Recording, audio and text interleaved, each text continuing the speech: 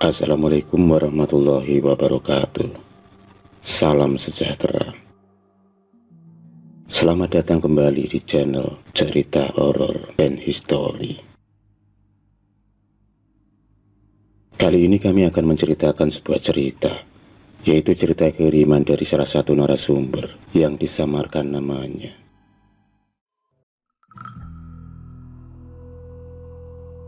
Suatu sore warga Rejosari digemparkan oleh penemuan mayat bocah laki-laki yang tercebur ke dalam sumur, yang menurut warga desa sumur itu adalah sumur keramat yang sangat angker dari dulu. Sudah sering sumur tua itu memakan korban, baik warga lokal maupun dari luar. Mereka rata-rata meninggal tercebur ke dalam sumur ataupun di sekitar sumur. Penemuan sosok mayat bocah laki-laki itu bermula saat Mbok Gira ingin mengambil air untuk mencuci pakaian sore itu. Saat itu ia mendekati bibir sumur dan segera menurunkan timba dengan pelan-pelan. Namun, tiba-tiba dia melihat samar-samar di dalam sumur ada tubuh yang mengambang, menyembul di dalam sumur. Mbah Gira kemudian mengusap kedua matanya untuk memastikan bahwa apa yang dilihatnya itu benar atau tidak.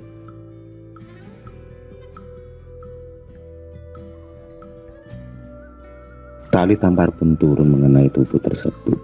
Mbok Gira sontak kaget, tak mengira kalau itu adalah sosok manusia. Mbok Gira yang kaget dan takut langsung berlari ke rumah warga setempat yang paling dekat dari sumur tua tersebut.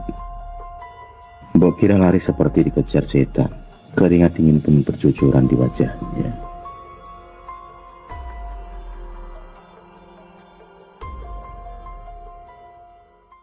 Mbok Gira kemudian bertemu dengan Pak Sabar yang saat itu baru saja keluar dari rumahnya.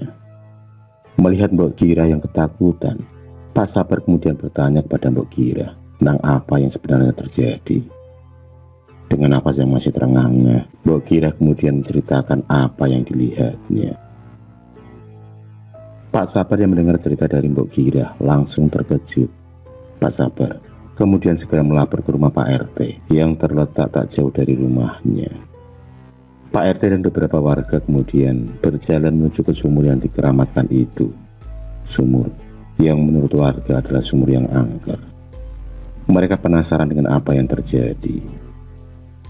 Sesampainya para warga dan Pak RT di sumur tua itu, mereka lantas mencari tali tambang untuk turun ke dasar sumur. Pak Radmin lah yang berani untuk turun ke dalam dasar sumur tersebut. Dengan hati-hati dan dibantu oleh para warga, dia kemudian turun. Tali tambang kemudian diikatkan pada sebuah pohon besar dan diikatkan pada pinggang Pak Radmin juga. Warga desa kemudian mulai menurunkan tali tersebut untuk menurunkan Pak Radmin ke dasar sumur tersebut, untuk mengangkat jenazah anak laki-laki yang tercebur di dalam sumur itu.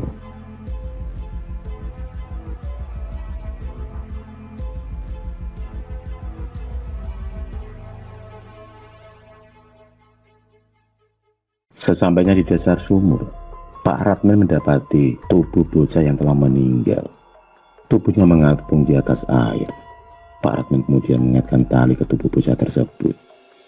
Setelah dirasa kuat ikatan yang dilihatkan kepada tubuh bocah tersebut, maka Pak Radmin kemudian mengkode kepada para warga yang di atas. Beberapa warga yang sudah bersiap-siap kemudian segera menarik tali tambang yang dikaitkan pada Pak Radmin dan bocah tenggelam tersebut. Setelah berjuang susah payah, akhirnya Pak Radmin pun sampai di atas sumur. Pak Radmin yang membawa jasad bocah tersebut akhirnya bisa keluar dari sumur tersebut. Saat sampai di luar sumur, ternyata bocah yang tercebur tersebut adalah Anton, anak pertama dari Pak Joko. Pak Joko yang saat itu juga berada di tempat langsung shock sambil memeluk tubuh anak laki-lakinya itu. Pak Joko hanya bisa meratapi nasib anaknya. Malam itu seperti biasanya di desa tersebut, jenazah Anton langsung dimakamkan di pemakaman desa dengan diiringi isak tangis keluarga, tetangga, dan teman-teman bermain Anton. Tapi itulah takdir. kematian. Tak ada yang tahu kapan dan dengan cara apa kematian tersebut akan menjemput setiap manusia.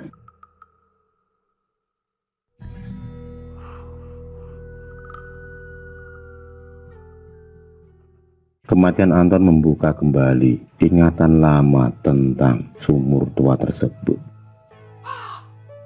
Sumur yang dianggap angker oleh para warga sekitar tersebut.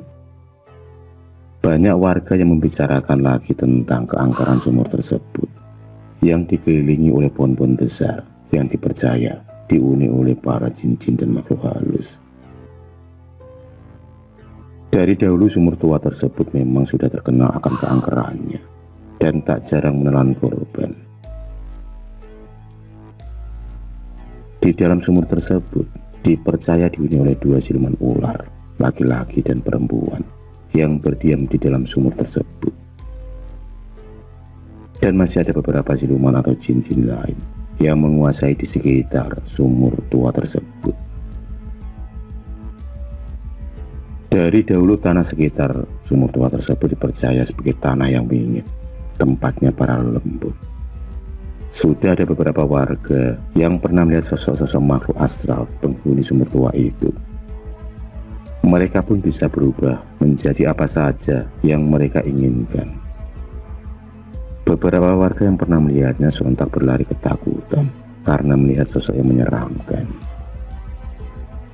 Suasana akan terasa mengerikan dan angker ketika hari menjelang sore dan kemudian berganti malam.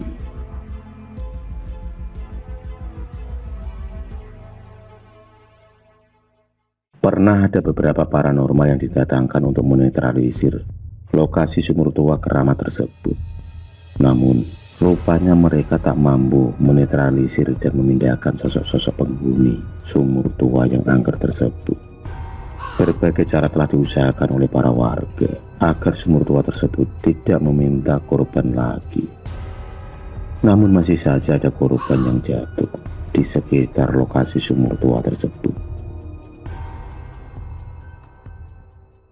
Beberapa paranormal sampai terpelanting muntah darah saat berusaha dan bertarung melawan sosok-sosok penghuni sumur tua tersebut.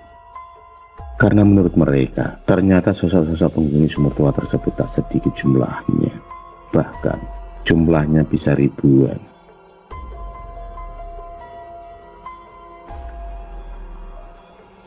Dulu pernah terjadi suatu usaha penetralisiran kawasan sumur tua tersebut.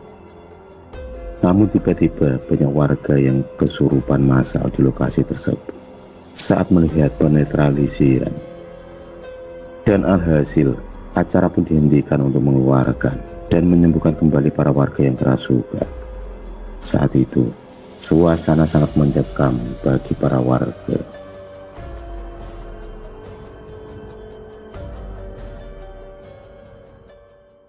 Dan sejak saat itu, akhirnya tak ada lagi upaya untuk membersihkan kawasan sumur tua yang dianggap angker tersebut.